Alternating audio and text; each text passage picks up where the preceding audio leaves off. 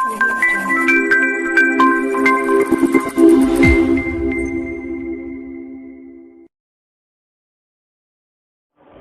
Morning बेटा।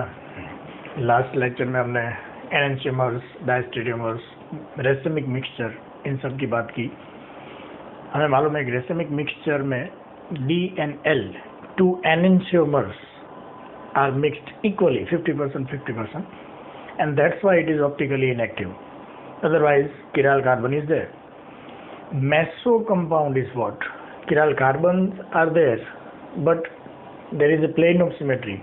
So one half portion is equal to second half portion, so it will compensate half portion, and that's why it is called meso, which is optically inactive. Chiral carbon is there, then also it is optically inactive, means chirality is not there.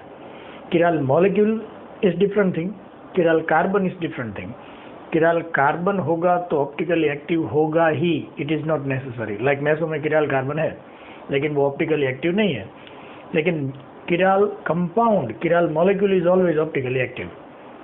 क्योंकि अगर chiral compound का meaning क्या है, उसमें कोई भी symmetry नहीं है. If it is not symmetrical, it will be optically active. That is called chiral molecule. So chirality is different thing, chiral carbon is different thing. We have discussed this. Now resolution is what? Racemic mixture में D and L दोनों mix हो गए, उनको separate करना, dextro and laevo को. Small d small l is dextro and laevo, उनको separate करना, that is called resolution. There are so many methods, chemical methods, mechanical या physical methods, biological methods या chromatography, but that we don't have to learn right now. But resolution का meaning क्या है याद रखना, racemic mixture में से लियो and dextro to isomer को separate करना, that is resolution. And by mixing D and L, Leo and dextro to enantiomer to form a racemic mixture, that is called racemization. To form a racemic mixture, that is called racemization. Now हमें ऐसे कई question पूछते हैं, like monochloro derivatives of butane. How many monochloro derivatives of butane are possible, and is there any optically active isomer? Butane means,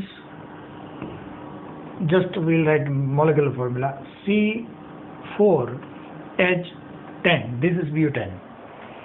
Now monochloro derivatives means हमें एक hydrogen को replace करके chlorine add करना है. आप कहीं भी ऐड कर सकते हो, like CH3, CH2, CH2, CH2, Cl. अब लास्ट कार्बन पे क्लोरीन ऐड करो या फर्स्ट कार्बन पे, दोनों सेम ही होगा. This is called one chlorobutane. This is called monochloro derivatives. और mono substituted butane, one substitution हुआ इसमें, वन हाइड्रोजन रिप्लेस किया हमने. इसकी और कोई पॉसिबिलिटी? यस.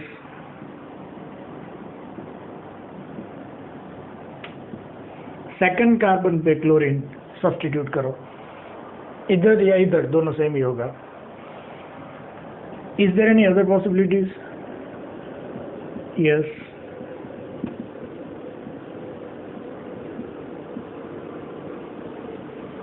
कार्बन की ब्रांच बनाओ, this is called isobutane. This is called isobutyl chloride. This is secondary butyl chloride. Second degree, क्योंकि क्लोरीन जो कार्बन पे अटैच है वो दूसरे दो कार्बन पे अटैच है, secondary. This is primary butyl chloride, normal butyl chloride. कोई और पॉसिबिलिटी है?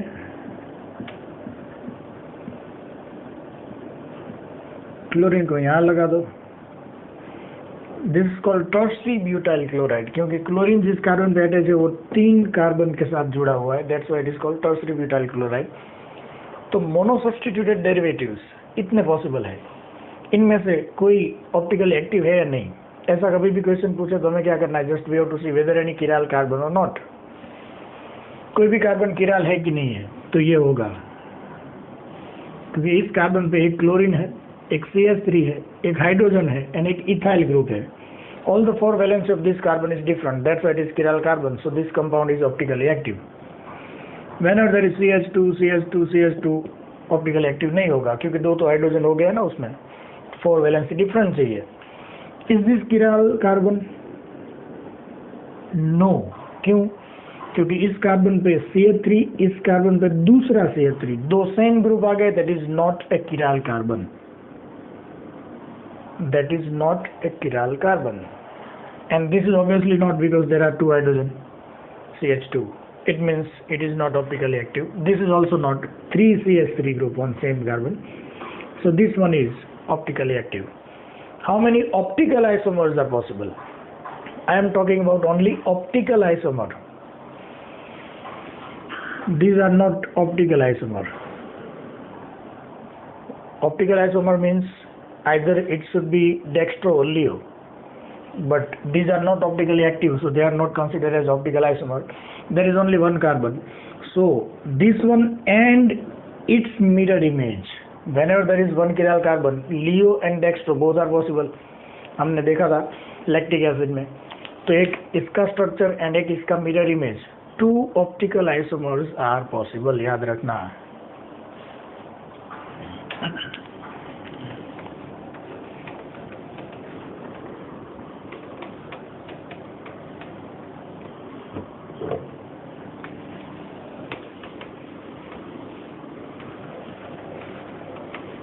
Now we'll see DL.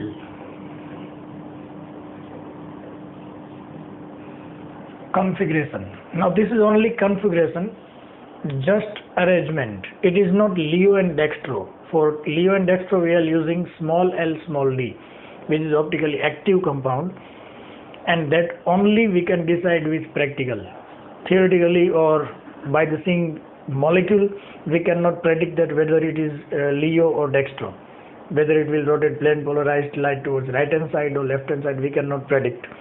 But D and L capital is just arrangement, configuration, and it is derived on the basis of glyceraldehyde.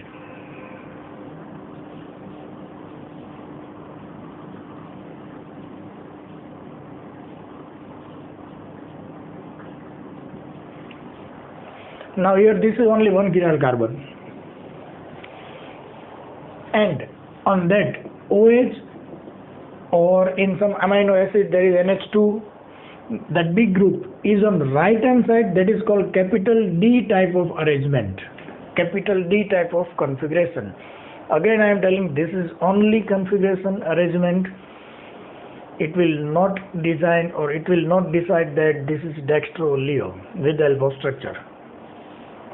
This is just capital D type of arrangement, and this compound is called glyceraldehyde.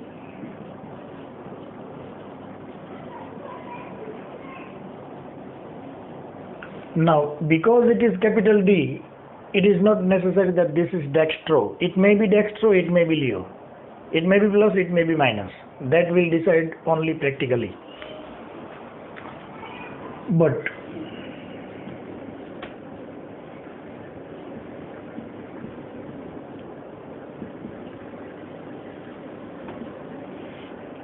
on this chiral carbon, OH group is on left hand side, so that is called capital L type of arrangement, L-glyceraldehyde.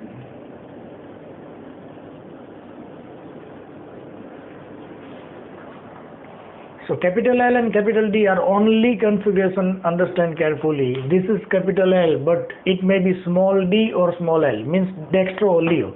It can rotate plane polarized light towards any side. So this is just arrangement. Now हमने glucose का structure भी देखा हुआ है.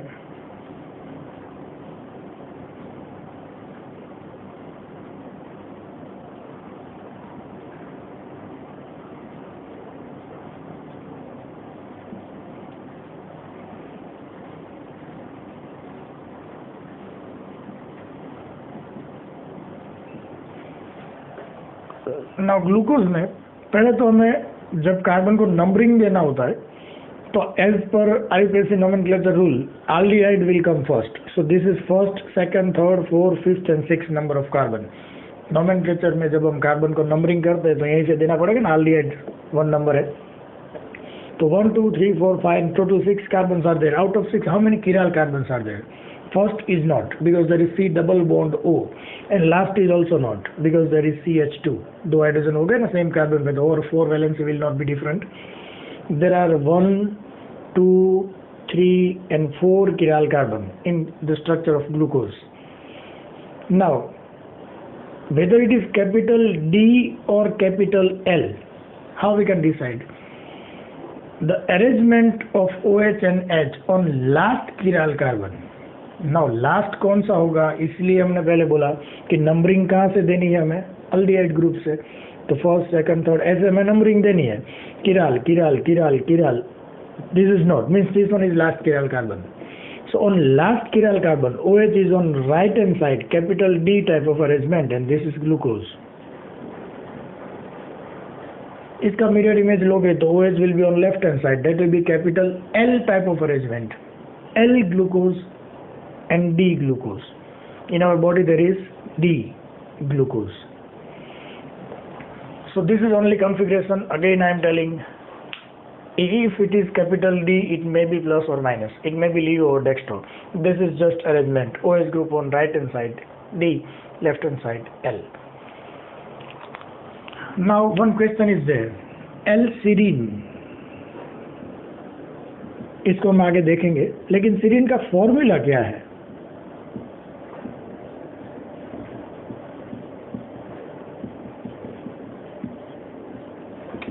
This is amino acid, sorry, L-serine. अब ये जो structure है उसमें NH2 on right hand side, that is called D. Same NH2 अगर left hand side होता तो that is called L. तो ये तो जस्ट अरेंजमेंट की बात हुई. DL कैपिटल नोमेनक्लेचर हम कैसे देते हैं. अब आगे very important,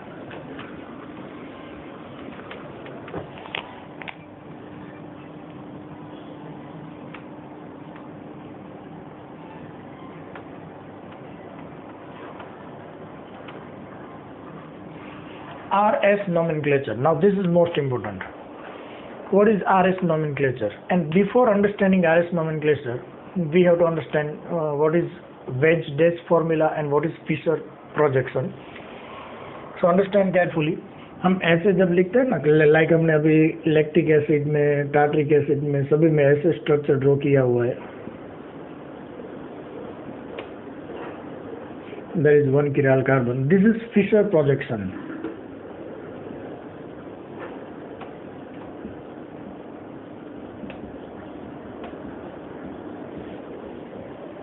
This is called Fischer projection. In real Fischer projection, all the carbon must be in vertical line, and substitution H, OH, NH2, whatever are there, we have to write on right and left hand side. So this is the real Fischer projection. Now, in reality, this is actually 3D structure. We have to understand how it is there in 3-dimensional. Otherwise, there is no 90-degree bond angle between two bonds of carbon. यहाँ पे हमें दिखता है कि 90 degree bond होगा, लेकिन real में sp3 hybridisation है, 109 degree and 28 minute bond angle होता है. तो ये रियली 90 डिग्री नहीं होता. ये 3D में कैसे होता है ये हमें अंडरस्टैंड करना है. तो रियल में जब टेट्राहेड्रल अरेंजमेंट होती है तो वो कैसे होती है.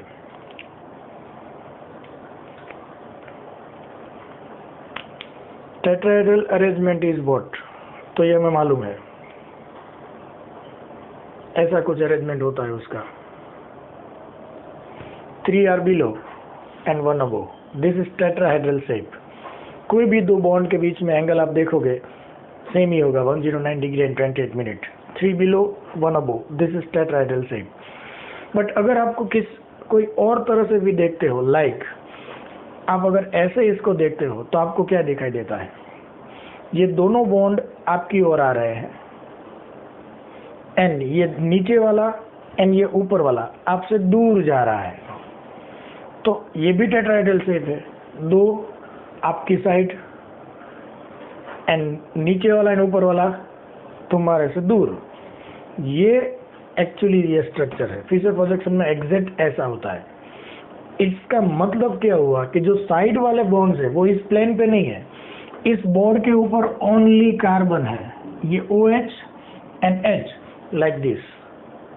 ये OH एंड H आपकी ओर बाहर आ रहे हैं, प्लेन पर नहीं है, बोर्ड पर नहीं है. ये ऊपर वाला COOH एंड नीचे वाला CH3 ये आपसे दूर पीछे जा रहे हैं. These are also not on the board. इस बोर्ड पे ओनली कार्बन है, सेंटर वाला. सो साइड वाले बॉन्ड्स आपकी ओर आ रहे हैं, ऊपर एंड नीचे वाले बॉन्ड्स आपसे दूर जा रहे हैं। ये दिमाग में अच्छी तरह से रखना। This is the structure, this is called Fischer projection. Carbon we have to write in vertical line. अब सेम कंडीशन जो हमने अभी टेट्राहेड्रल शेप ड्रॉ किया था, ऐसा ही टेट्राहेड्रल शेप फिर से बनाते हैं। Like 3 are below and 1 above. This is suppose tetrahedral shape. अब मैं यहाँ पे एक प्लेन रखता हूँ, इनको बीच में से कट करना है, तो ये ऊपर वाला बॉन्ड इस प्लेन पे आएगा, कट होगा। सेंटर वाला कार्बन भी इस प्लेन पर ही आएगा, एंड ये बॉन्ड जो मेरी साइड है ये भी इसी प्लेन में आ जाएगा। इट मीन्स सेंटर वाला कार्बन ऊपर वाला बॉन्ड पे जो एटम है वो, एंड मेरी साइड जो बॉन्ड पे एटम है वो तो इस प्लेन में आ जाएगा, लेकिन ये प्लेन से बाहर निकलेगा। That will be towards you. And ये पीछे वाला प्लेन के पीछे जाएगा, that will be away from you. So इसको एग्जैक्टली 3D में हम कैसे रिप्रेजेंट करेंगे, that is called wedge dash formula. तो ये कार्बन हुआ, ये ऊपर वाला एंड मेरी तरफ जो था A and B, these are on same plane. तो जो उसी प्लेन पे इस बोर्ड पे ही होंगे उसको हम जस्ट सिंगल लाइन से ही शो करेंगे। अब जो बॉन्ड आपकी ओर आ रहा था उसको मैं से डार्क लाइन से रिप्रेजेंट करेंगे। This is C, this is towards you. And जो पीछे जा रहा था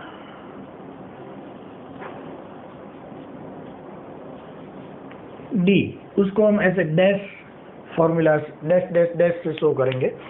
सो जो डार्क लाइन है that is towards you, dotted line है that is away from you, and single line which is on the board. This is called wedge dash formula.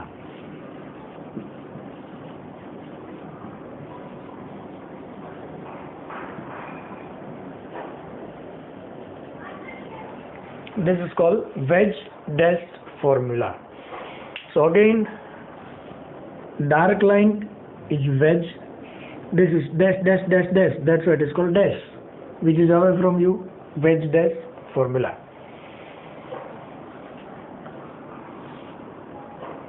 अब what is RS nomenclature? इस carbon की all 4 valencies are different. Like CH3, chlorine, OH and H. Suppose all the 4 valencies are different. तो अब इसमें हम क्या करेंगे, पहले तो हमें इसको सीक्वेंस नंबरिंग देना है। कार्बन से जो ग्रुप या एटम जुड़ा है उसको हमें नंबर देना है, प्रायोरिटी ऑर्डर देना है। वो प्रायोरिटी ऑर्डर कैसे देना है, on the basis of atomic number which is directly attached to that central carbon. Carbon central carbon जो है उससे जुड़ा हुआ पहला जो एटम होगा, लाइक यहाँ पे हाइड्रोजन है, यहाँ पे सीधा कौन जुड़ा हुआ है, ऑक्सीजन। यहाँ पे कौन है, क्लोरीन। यहाँ पे कौन है, अगेन कार्बन। तो हमें जो डायरेक्ट एटम इस सेंट्रल कार्बन से जुड़ा हुआ होता है उसका एटॉमिक नंबर क्या है, उस हिसाब से इन चारों ग्रुप को प्रायोरिटी ऑर्डर देने होते हैं। तो लाइक क्लोरीन का एटॉमिक नंबर 17, ऑक्सीजन का एटॉमिक नंबर 8, कार्बन का 6 एंड हाइड्रोजन का 1। सो प्रायोरिटी में ये तो लास्ट में ही आएगा ना, 4 नंबर प्रायोरिटी में लास्ट में आएगा। फर्स्ट कौन आएगा, क्लोरीन। सेकंड कौन आएगा, ऑक्सीजन। एंड थर्ड कौन आएगा, ये कार्बन का एटॉमिक नंबर 6 है, वो थर्ड आएगा। And this is hydrogen which is always last. तो पहले हमने इन चारों को नंबरिंग दे दिया on the basis of atomic number. अगर आइसोटोप्स हैं कहीं पर भी, लाइक यहाँ पे C12 है, यहाँ पे C14 है, दोनों कार्बन ही है लेकिन C12 C14, तब जिसका एटॉमिक मास C14 ज़्यादा है उसको हम फर्स्ट प्रायोरिटी देंगे। अब RS नोमेनक्लेचर के लिए 4 नंबर जो है वो हमसे दूर होना चाहिए। इट मीन्स मॉलिक्यूल को हमें कहाँ से देखना है, exact from the opposite direction of 4। तो right now we are exact at opposite direction of 4, क्योंकि 4 नंबर हमारे पीछे ही है, इसके पीछे ही है, हमारे से दूर है, हम इसके ऑपोजिट हैं। For example tetrahedral shape, 3 are below and 1 in above, 1 is above. Suppose ये 4 नंबर है, तो आपको इस मॉलिक्यूल को कहाँ से देखना है? 4 नंबर से दूर रह के देखना है, तो 4 नंबर को पीछे रख दो। अब आपको क्या दिखाई दे रहा है? 1 2 3, ओनली 3 एंड सेंट्रल कार्बन, आपको 3 ही दिखाई दे रहा है। 4 नंबर पीछे होना चाहिए, 4 number should be away from you. तो यार right now 4 number is on dash which is away from you, ये पीछे ही है। ये यहाँ पे हम ऐसे शो करते हैं, लेकिन है तो ये पीछे। तो 4 नंबर आपका पीछे ही है, ऊपर नहीं, पीछे। तो अब आपको क्या डिसाइड करना है? 1 2 3, 1 2 एंड 4 नंबर तो यहाँ है ही नहीं बीच में, वो तो पीछे है। 1 2 3 ये क्लॉकवाइज है या anti clockwise? This is anti clockwise, and if it is anti clockwise this is called S, if it is clockwise that is called R. Again 4 number आपसे दूर होना चाहिए। अब 1 2 3 अगर क्लॉकवाइज है तो आर, एंटी क्लॉकवाइज है तो S. This is R S nomenclature. अब यहां पे क्या होगा? तो अच्छी तरह से देख लो, हमने कहा कि 4 नंबर हमसे दूर होना चाहिए, तो ये दोनों हमारी ओर आ रहे हैं, साइड वाले बॉन्ड्स, ऊपर वाला एंड नीचे वाला हमसे दूर जा रहा है। तो 4 नंबर ऊपर या नीचे हो तो कोई दिक्कत नहीं है, क्योंकि दोनों कंडीशन में वो हमसे दूर ही जा रहा है। 4 नंबर जो भी होगा वो हमसे दूर होना चाहिए, मीन्स ऊपर या नीचे होगा तो कोई दिक्कत नहीं है। फॉर एग्जाम्पल, अगर ऐसा कोई स्ट्रक्चर में दिया हुआ है,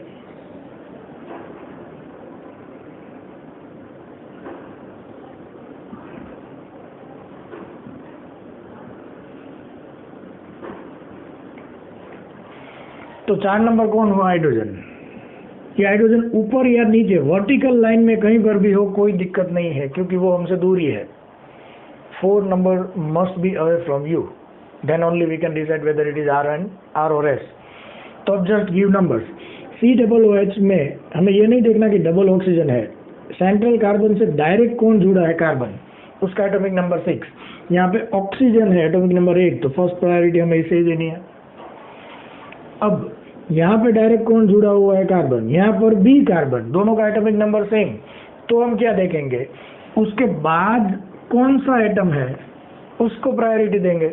तो पहला एटम दोनों में कार्बन ही है, तो कार्बन किससे जुड़ा हुआ है? Hydrogen, atomic number 1। यहाँ पे कार्बन किससे जुड़ा हुआ है? ऑक्सीजन से, तो उसको प्रायोरिटी पहले मिलेगी। तो ये फर्स्ट, ये सेकंड, ये थर्ड, हाइड्रोजन तो 4 ही होगा। अब 4 number in vertical line, whether it is down और up, it is vertical line. और हमने पहले भी बोला ऊपर वाला नीचे वाला हमसे दूर ही है, 4 नंबर दूर होना चाहिए।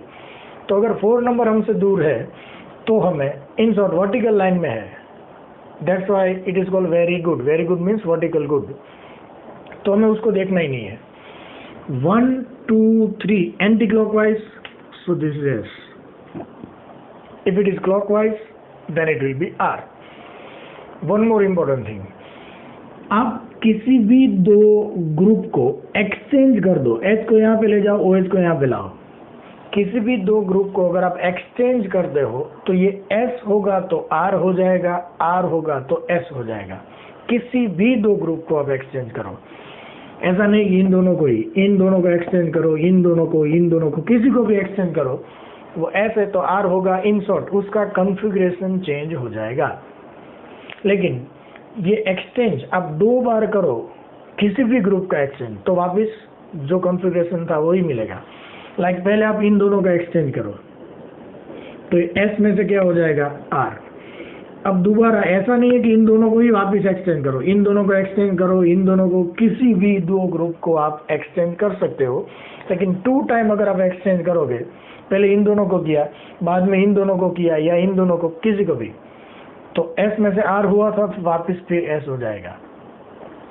इन शॉर्ट 2 ग्रुप को अगर आप चेंज करोगे तो उसका कॉन्फ़िगरेशन चेंज हो जाएगा। ओके, अब ये तो हमने सीख लिया कि 4 नंबर वो वर्टिकल लाइन में होना चाहिए। Then we just have to see 1 2 3 clockwise और anti clockwise. Anti clockwise S, clockwise R।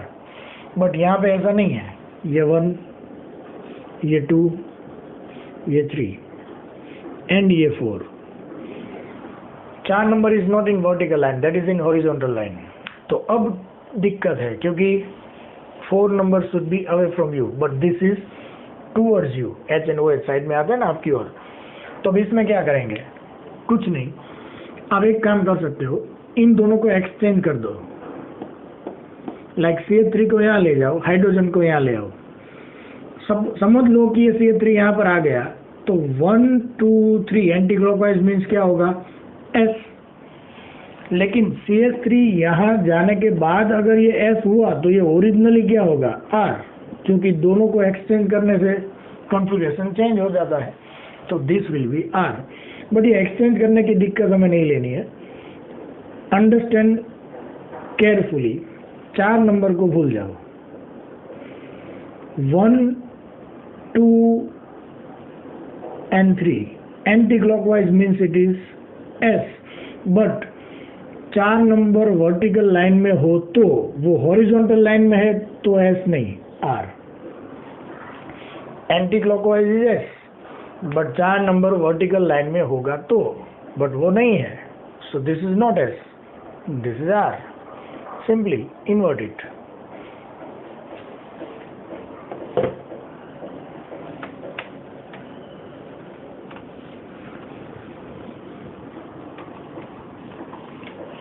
कहीं पर भी ऐसा वेज डैश फॉर्मूला दिया हुआ है, उसको आपको फिशर प्रोजेक्शन में अगर कन्वर्ट करना है तो कैसे करेंगे, जो 4 नंबर पे होगा, इन शॉर्ट डैश पे जो होगा उसको पहले आप नीचे लिख दो, जो भी होगा वो, ऐसा नहीं है कि हाइड्रोजन, जो भी पीछे दिया हुआ है डैश पे उसको नीचे लिख दो, ऊपर वाले को ऊपर लिख दो।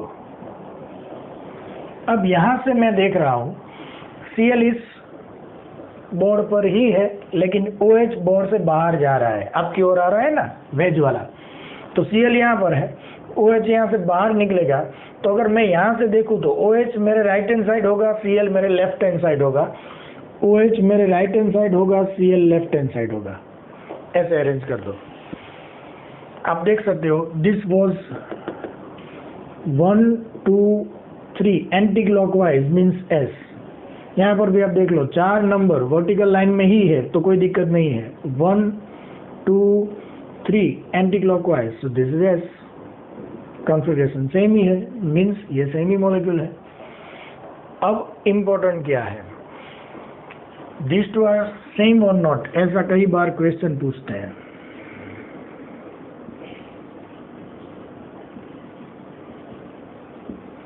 ये दोनों सेम है या कोई डिफरेंट मॉलिक्यूल्स हैं, तो ये दोनों सेम मॉलिक्यूल ही है। ऐसा कैसे, यहाँ पर तो OH राइट हैंड साइड है, यहाँ पर ऊपर है, यहाँ क्लोरीन यहाँ पे है तो वो सामने चला गया, इसमें तो सारा चेंजेस हो गया, तो ये सेम कैसे हुआ। तो अच्छी तरह से देख लेना, जस्ट रफली टेट्राहेड्रल शेप अगर आपके सामने है, ये तो यहाँ पे ये ब्लू वाला सपोज आपकी ओर है, अब इसको मैं ऐसे घुमा दूँ तो क्या मॉलिक्यूल चेंज हो जाएगा, मॉलिक्यूल तो वही है ना, आप इसको कोई भी एंगल से देख सकते हो। फिशर प्रोजेक्शन के बारे में अगर आप सोचें तो सपोज ये दोनों आपकी साइड है, ये ब्लू वाला अप है, ये डाउन है, ये आपसे दूर जा रहे हैं, ऐसा स्ट्रक्चर सपोज आपने ड्रॉ किया। अगर मैं इसको ऐसे कन्वर्ट कर दूं तो अब ब्लू वाला आपके राइट हैंड साइड हो गया, तो क्या इस मॉलिक्यूल को घुमाने से मॉलिक्यूल चेंज हो जाएगा? नहीं, वो वही होगा, वही होगा, जस्ट उसको दूसरे एंगल से हम देख रहे हैं। तो अब ये कैसे पता चलेगा कि ये सेम ही है? तो एक किराल कार्बन है इसमें, जस्ट इसका कॉन्फ़िगरेशन हमें देखना है। कॉन्फ़िगरेशन एक किराल कार्बन वाला या तो S होगा या R होगा, तो ये S है तो इसका भी कॉन्फ़िगरेशन देख लो। ये 4 नंबर, यहाँ पे हमने नंबरिंग देने में गलती कर दी है, इसको अब हम कोई और नाम दे देते हैं। इसको 3 बोला ना हमने, CH3 नहीं बट COOH NCH3, यहाँ पे COOH। अब हो गया 1 2 3। अब इसको हमने ऐसे कन्वर्ट किया, तो ये क्लोरीन 1, ये 2, ये 3 ऐसे हुआ। अब देखो इसमें क्लोरीन को निकाल देते हैं, इन तीनों को ही वापस अरेंज करो तो अच्छी तरह से मालूम पड़ेगा। इसमें जो जो ग्रुप है वही हम रखते हैं फिर से।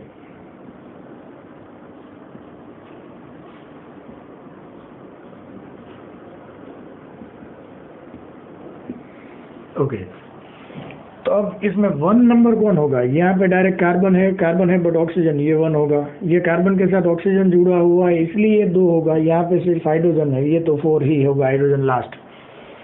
तो यहाँ पे हाइड्रोजन सीड ऑलवेज ऊपर था, यहाँ पे साइड में आ गया, यहाँ पे OH साइड में था, ये ऊपर चला गया, CH3 यहाँ से सामने चला गया, सब कुछ बदल गया। लेकिन हमें ये देखना है 4 नंबर वर्टिकल लाइन में है। Okay, very good. 1, 2 एंड 3, अब 4 को भूल जाओ। 1, 2 एंड 3 एंटी क्लॉकवाइज S, तो ये S था, ये भी S है, तो ये मॉलिक्यूल सेम ही हुआ। इनको बोलते हैं होमोमर। होमोमर मीन्स नथिंग एल्स, इटसेल्फ, ये वही है, जस्ट इसको हमने घुमा के देखा है। Homomer means same molecule is there, वही है, कोई और नहीं है।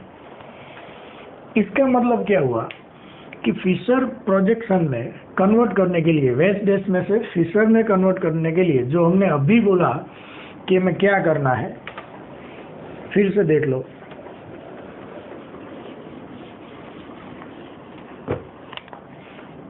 तो मैंने अभी जो बोला वो ऐसा था कि जो नेक्स्ट पे होगा पीछे वाला उसको नीचे लिखो,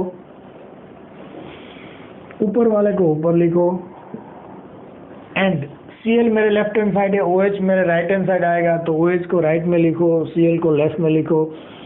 ये सही मेथड है, गलत नहीं है। लेकिन एक और काम भी हम कर सकते हैं। क्या? ये पीछे वाला जो है डैश वाला, उसको नीचे या ऊपर, हम नीचे ही लिखते हैं मोस्टली, अदरवाइज ऊपर भी लिख सकते हो।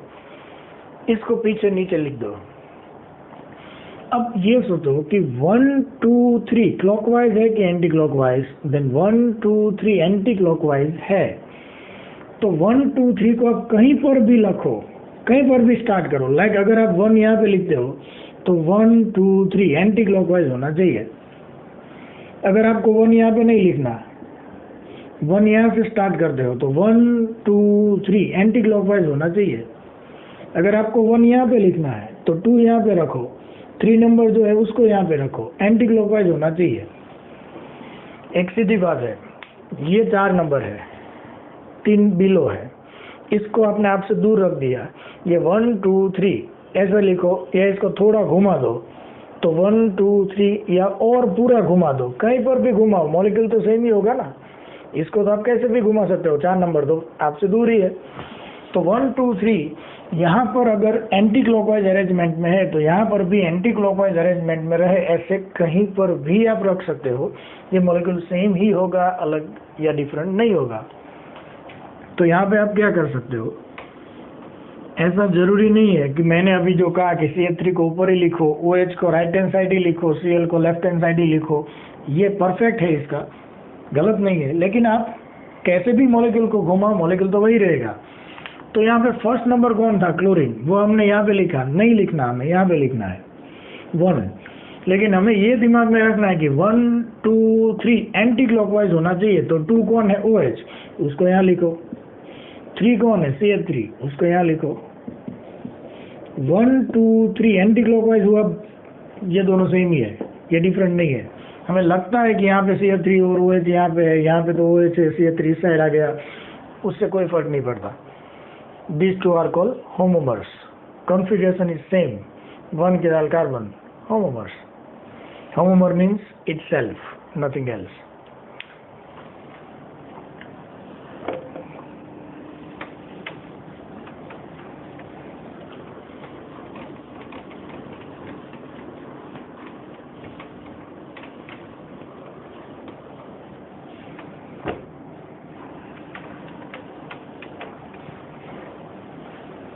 अब ऐसे किराल कार्बन दिया हुआ था 1 ओनली, अब 2 या 3 कहीं भी किराल कार्बन हो सकते हैं।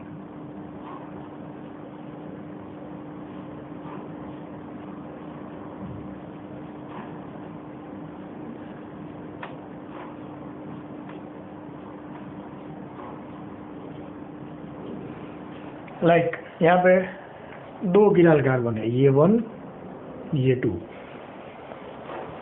अब इनमें हमें RS कॉन्फ़िगरेशन डिसाइड करना है, इसका कॉन्फ़िगरेशन क्या होगा। तो पहले तो हमें याद रखना होगा कि एक किराल कार्बन हो तो डायरेक्टली हम लिख देते हैं R और S, बट अगर एक से ज़्यादा किराल कार्बन है तो वो R कौन से कार्बन का है ये हमें मेंशन करना होता है। तो एज पर IUPAC nomenclature, this is first carbon, this is second, this is third and this is fourth.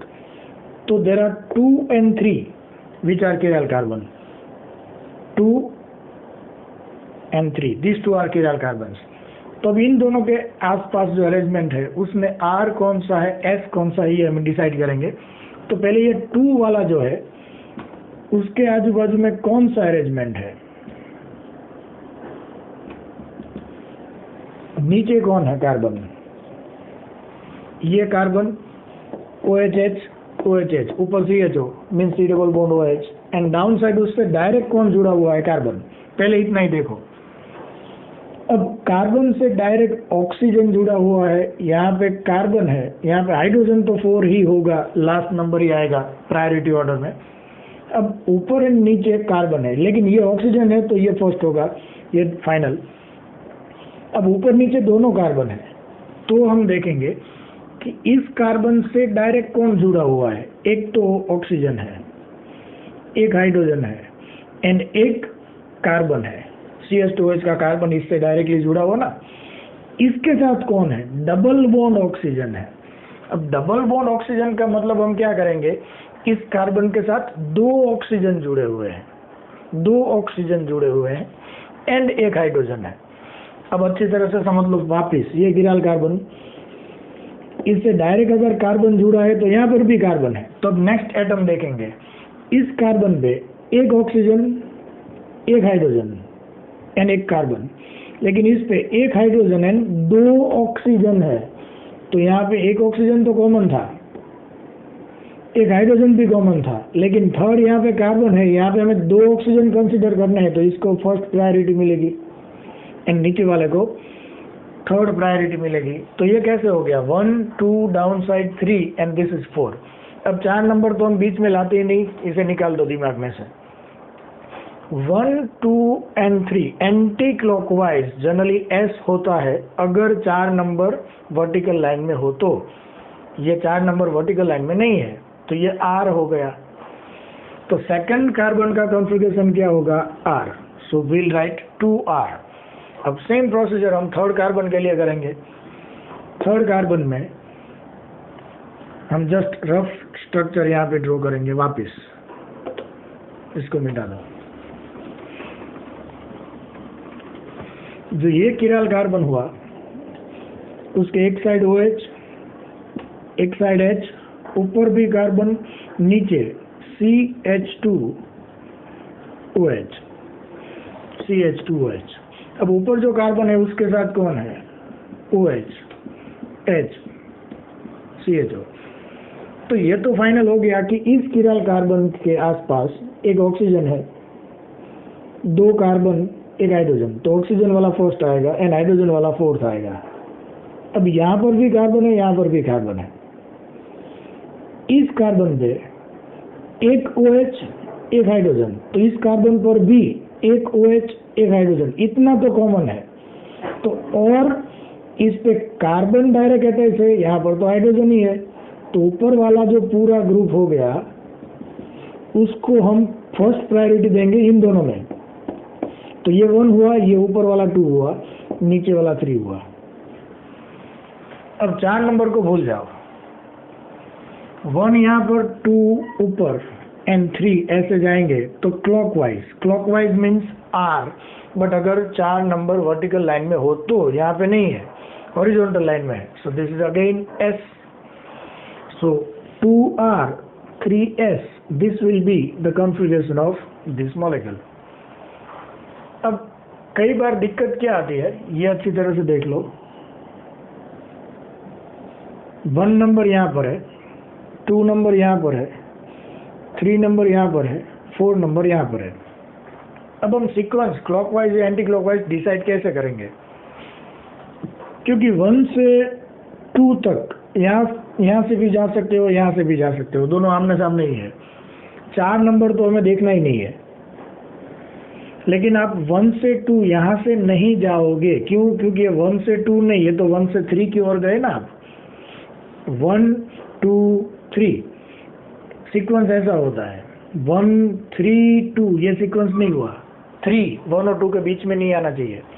तो 1 से जब आप 2 की ओर जाओगे, बीच में 3 नहीं आना चाहिए। 4 तो बीच में है ही नहीं, ये तो पीछे ही है, इसको भूल जाओ।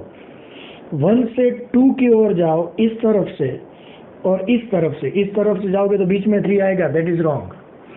1 2 3 this is anti clockwise, and 4 number vertical line में ही है, तो एंटी क्लॉकवाइज मीन्स एस। तो इसका कॉन्फ़िगरेशन जो भी होगा वो एस कहलाएगा। So this is very important. RS nomenclature, कई सारे एग्जाम्पल्स इसमें दिए जाते हैं। Just we have to find out priority order 1 2 3 4 on the basis of atomic number which is directly attached to central carbon। अगर वो दोनों सेम है तो नेक्स्ट एटम के बेसिस पे हमें प्रायोरिटी देनी होगी। So just on the basis of atomic number decide priority order, that's it. So this again I am telling very important, RS nomenclature, this is called RS nomenclature।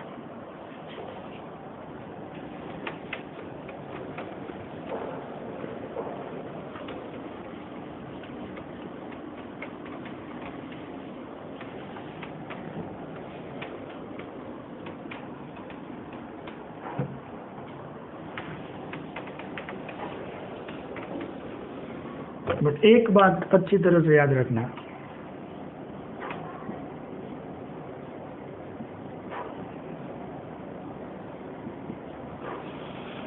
हमने अभी बोला कि molecule को आप कैसे भी घुमाओ, मॉलिक्यूल तो वही रहेगा। तो इस मॉलिक्यूल को पूरा 90 डिग्री पे घुमा दो। पूरा 90 डिग्री पे घुमाने से ये COOH यहाँ पे आ जाएगा, ये OH नीचे आ जाएगा, ये CH3 यहाँ पे चला जाएगा, एंड ये H ऊपर चला जाएगा। जस्ट हमने क्या किया, इस मॉलिक्यूल को पूरा 90 डिग्री घुमा दिया। अब किसी भी मॉलिक्यूल को आप पकड़ के घुमाओ तो क्या मॉलिक्यूल चेंज हो जाएगा? नहीं, लेकिन ये चेंज हो गया। कैसे? देख लो, ये 1, ये 2, ये 3, ये 4, 1 2 3 एंटी क्लॉकवाइज मीन्स S, लेकिन 4 नंबर वर्टिकल लाइन में नहीं है, तो ये R।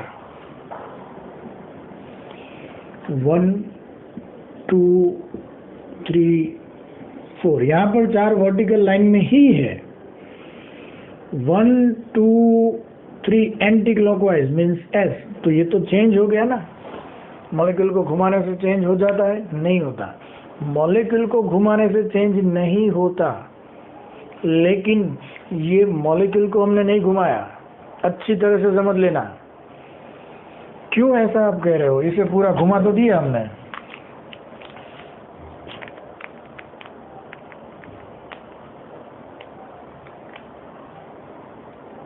सपोज राइट नाउ ये दोनों आपकी ओर है। ये दोनों कौन है? OH and H।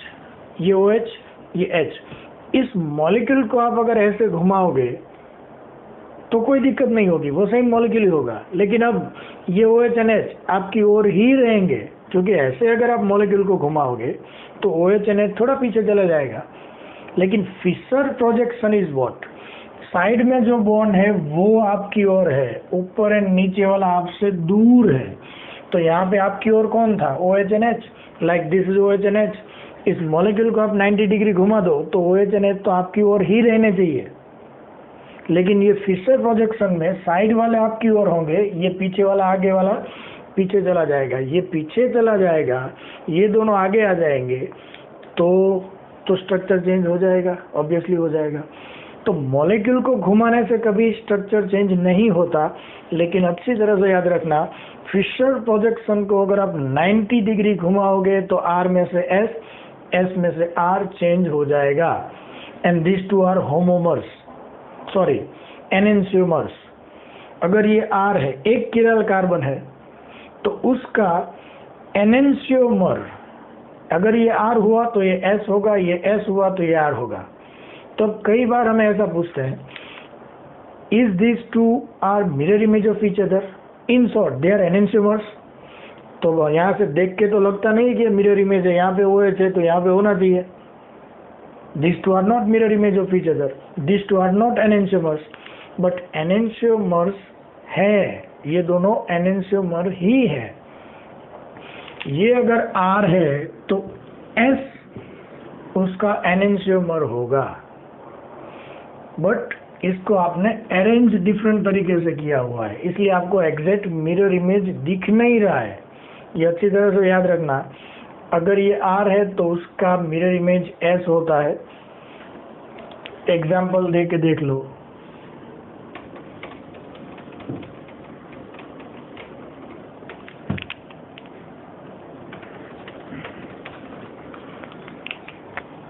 This is lactic acid. अब एग्जैक्ट इसका मिरर इमेज क्या होगा?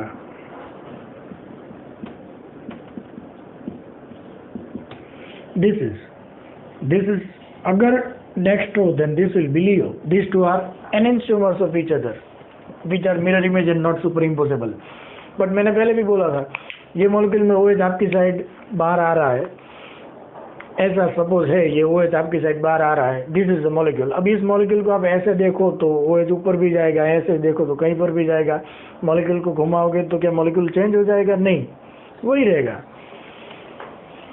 इसका कॉन्फ़िगरेशन आप देख लो, 1 2 3 and this is 4। 1 2 and 3 clockwise means R, but ये 4 नंबर वर्टिकल लाइन में नहीं है तो दिस इज S। तो ये R था तो उसका एनेंशियोमर ऑपोजिट ही होगा, S। तो कई बार अगर ऐसा पूछा जाए कि इसका एनेंशियोमर नीचे 4 ऑप्शन में से कौन सा है, तो हमें ऐसा नहीं ढूंढना कि एग्जैक्ट इसका मिरर इमेज हो, ऐसा कोई क्वेश्चन में आंसर मिल जाए, ऐसा जरूरी नहीं है। ये क्या करेंगे, इन दोनों को चेंज कर देंगे, OHNH। अब क्या करेंगे, इन दोनों को चेंज कर दो, OHNCOOH।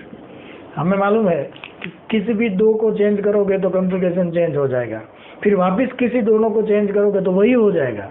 तो ये वही है, इसका मिरर इमेज ही है, ये इसका कॉन्फ़िगरेशन S ही होगा। तो ऐसे क्वेश्चंस आप क्वेश्चंस को या मॉलिक्यूल को देख के डिसाइड नहीं करेंगे, उसका कॉन्फ़िगरेशन निकाल के डिसाइड करेंगे। Whether it is homomer means itself, एक कार्बन है तो 2 ही ऑप्शन होंगे, या तो वो खुद होगा या उसका मिरर इमेज होगा। अगर इसका कॉन्फ़िगरेशन R है तो सामने वाला R हुआ तो वो खुद ही होगा, अगर S हुआ तो इसका एनेंशियोमर मिरर इमेज वाला होगा।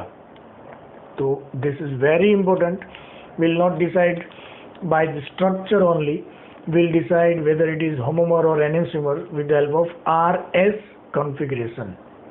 ओके बेटा, तो आज हम इतना रखते हैं, बाकी का कल फिनिश करेंगे। प्रैक्टिस करते रहो, क्वेश्चन पूछते रहो, सॉल्व करते रहो बेटा। Okay, bye.